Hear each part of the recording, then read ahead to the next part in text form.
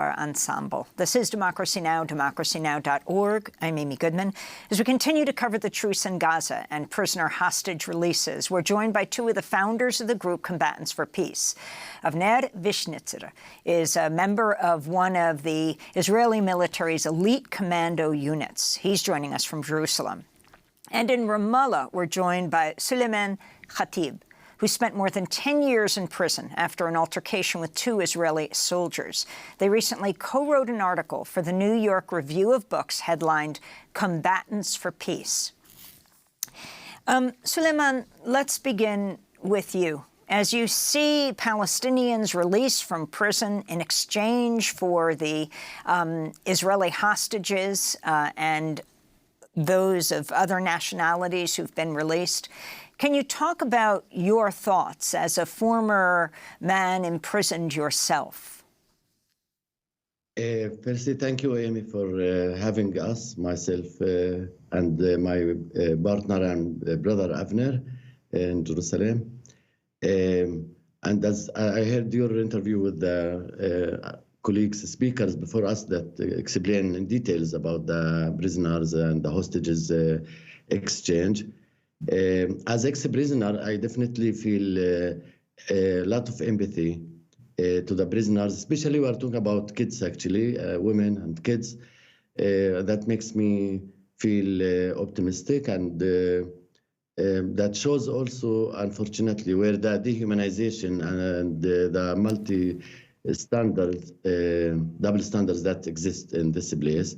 And definitely as an ex-prisoner personally and Combatants for Peace in our organization that include Palestinian and Israelis, that we live with a more multiple complex narrative, we would like really both the Israeli government and the Hamas in Gaza to release the prisoners, the civilians that were taken hostages in Gaza, and the Palestinian prisoners that we are talking about, thousands of them, and some of them without charge even in jail. All these prisoners and hostages have families, have rights, and as we see, unfortunately, their rights of by international law were not granted. As we, myself experienced that. I've been in jail when I was actually 14, under a military court.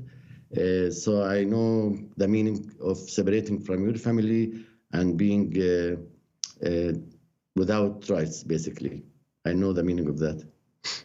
And what inspired you now to commit your life to peace as a co-founder of Combatants for Peace? So as an ex-political prisoner, and I participated, I'm a very active person since my childhood, very committed to the liberation and freedom of our people. I participated in different hunger strikes, food hunger strikes in jail, and that was my first introduction and transformation to nonviolence and the power of nonviolence. Through my experience and learning about the history of the conflict and learning, I also know Hebrew very well, and I'm coming from indigenous Palestinian family that has been living around here, outside of Jerusalem, almost more than 500 years. I has been opening my heart and my soul and my mind to find partners in the Israeli side that reach the same conclusion, which is basically as simple as no military solution for this conflict. And it's beyond that, because for us, nonviolence is ideology. We advocate for nonviolence, and we advocate for liberation that's collectively connected, both Palestinians, despite, of course, the power dynamic and the occupation, which we challenge and we talk about it clearly. I believe that, as I said, our freedom and our needs for freedom and for dignity and for human rights, both Palestinians and Israeli, is legitimate. The strategies that has been taking place, not just lately since October 7, but of course, like over decades of occupation and apartheid system and the violence and the ideology of violence, whether it's coming from a settler violence or it's coming from religious violence from Hamas side, we are opposing this clearly and publicly. We are offering a different direction that based on partnership and common interest and common values, based actually on an old story that we, Jewish and Palestinian and Arab, we could live in coexistence next to each other, and our identities can really be safe and practiced in the land where we belong. And it doesn't have to be either or. We've been, myself, Avner, and other friends, we've been in the place where is it about us or them, eliminate them, and the army force options. We don't believe in this anymore. And definitely after I was released from jail, I committed my life to bridge the gap among our people with other activists. And the road is long. I know this is a long journey. It's not necessarily even for our generation. Let me bring Avner Vishnitzer into the conversation. You are a former member of one of the IDF's elite commando units. What inspired you to help found Combatants for Peace? Hi, and thanks for having us. For me, it was the gap between the way I was raised to believe that Israel is a safe haven for the Jews and that it's essentially a liberal democracy, and the reality of the occupation, which I learned to really know up close only after my service. I was at that time in my early 20s and still a reserve soldier in that same unit. And what I saw in the early 2000s around the South Hebron Hills and around Nablus and different places around the West Bank really brought me face to face with the systematic oppression, of which I was only vaguely aware. And it exposed, it created a dissonance. The declared values of Israel as a democracy and its backyard, in which none of these values are valid.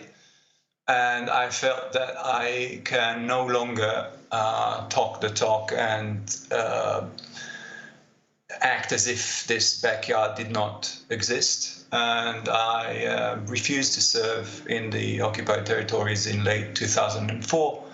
And then thinking that it's not enough to just refuse and absolve yourself from this systematic violence, it is crucial also to struggle against it actively, because you can only refuse once. And at that point, it was early 2005, we were approached by a group of Palestinians who were curious about this refusnik phenomenon, and then we started meeting, and these meetings later led to the formation of Combatants for Peace. And we have been saying for almost 2 decades what we are still saying now, and we insist even more. As Suli said, there is no military solution. It's a fantasy, but a very dangerous fantasy. And we see now the horror and the fear and the hatred in Israel, in the West Bank, in Gaza. What happened on the 7th of October, the atrocities are unprecedented. And then Israeli attack on Gaza and settler violence in the West Bank, again, unprecedented. The levels of violence keep rising, and the circle of violence just goes on because we are unable to undo the driving forces of this conflict. First and foremost, the occupation. It's not the only reason, but we believe it's the most important reason for perpetuating this conflict, and this is why we've been struggling against it for so long. And what do you think? There is an alternative, and this is what we're trying to push forward. That's what I want to ask you about. What is the alternative at this point? You have this truce that could end today unless Hamas releases 10 prisoners a day, but Israel has said only up to 10 days and that they are going to wipe out Hamas in Gaza. What is the alternative, Avner? The alternative is not in this micro-tactic level. I mean, sure, we are for the release of all hostages. We are for the release of prisoners. You've talked about the prisoners a lot during this program. We are talking about something far more fundamental, a sea change, which means the renewal of talks that would lead to a just political solution that is agreed on both sides and not imposed unilaterally. And to support that political process that is so crucial, because right now there is no alternative. It's just brute force. And when people we have 10 seconds left, but then we're going to continue the conversation. When people are fed with the idea that there is no choice but violence, they respond with violence to each other. We need to open an alternative, a political process to end the violence. We want to thank you both so much for being with us. We're going to do part 2 and post it online. Avner Vishnitzer, former Israeli commando, and Suleiman Khatib with Combatants for Peace. Thanks for joining us.